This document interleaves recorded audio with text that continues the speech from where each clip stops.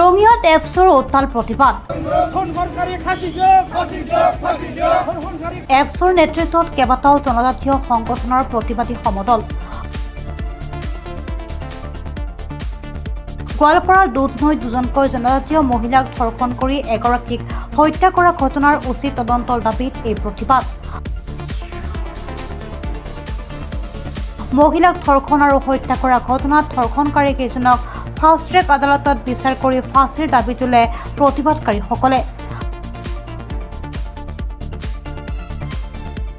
ৰঙিয়া নগৰৰ মূল পথসমূহত তেনেদৰে শতাধিক প্ৰতিবাদকাৰীয়ে ধৰ্ষণ কাণ্ডত মৃত্যুক সাৱটি লোৱা মহিলাগৰাকীৰ পৰিয়ালক 20 লাখ টকাৰ ক্ষতিপূৰণ আৰু ধৰ্ষণ কাণ্ডৰ বলি হোৱা আনগৰাকী মহিলাক 5 লাখ টকাৰ ক্ষতিপূৰণ দিবলৈ প্ৰতিবাদকাৰীসকলে ৰাজ্য চৰকাৰক দাবী জনায় আজি আমি ৰঙিয়াৰ মাছমজিয়াত আমি এটা শোভাযাত্ৰা ওলাইছো এই শোভাযাত্ৰাটো হৈছে যোৱা 3 মেত আমাৰ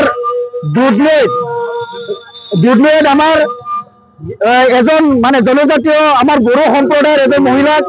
3জন যি ধৰ্ষণকাৰী ৰাতি তেখেতসকলে নিচাজাতীয় দ্ৰব্য খুৱাই যেতিয়া মানে বিহু আমাৰ ফাংচন চলি আছিলে আৰু সেই ৰাতিৰ সুযোগ লৈ তেখেতসকলে ইটা ভাটাত তেখেতসকলে লৈ যাই পিনে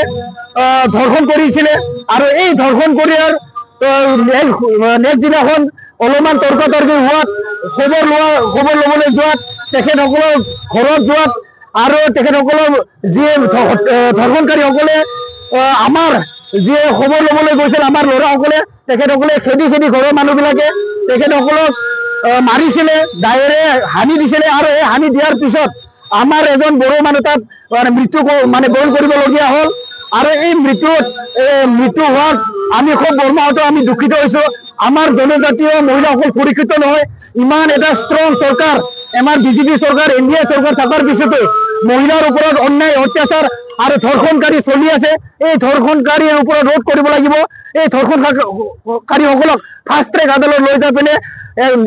একদম এক্সট্ৰিম ফাঁচি দিব লাগে আৰু যিসকল ব্যক্তিয়ে যি হিৰণ্য হাকলাৰীয়ে তাত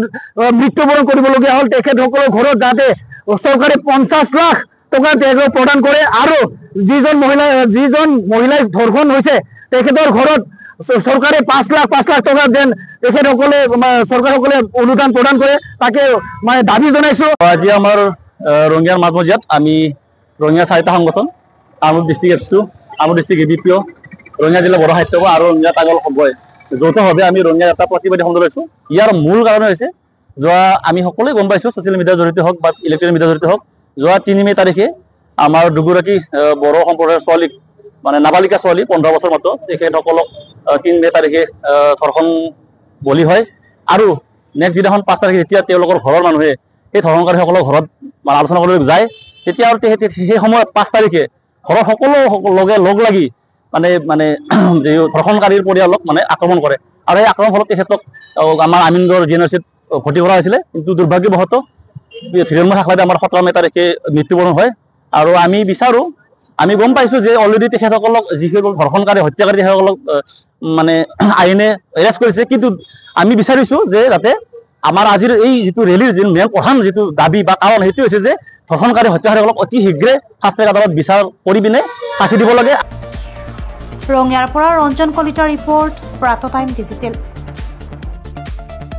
শদিয়াৰ পৰা ধুবুৰীলৈ বৰাকৰ পৰা ব্ৰহ্মপুত্ৰলৈ সকলোৰে মাজত চিনাকি এটা নাম প্ৰাতঃ time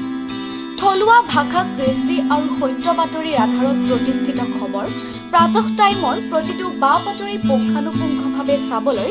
Facebook YouTube website Twitter Instagram আৰু ব্লগাৰ পেজত লাইক আৰু ফ'ল' কৰক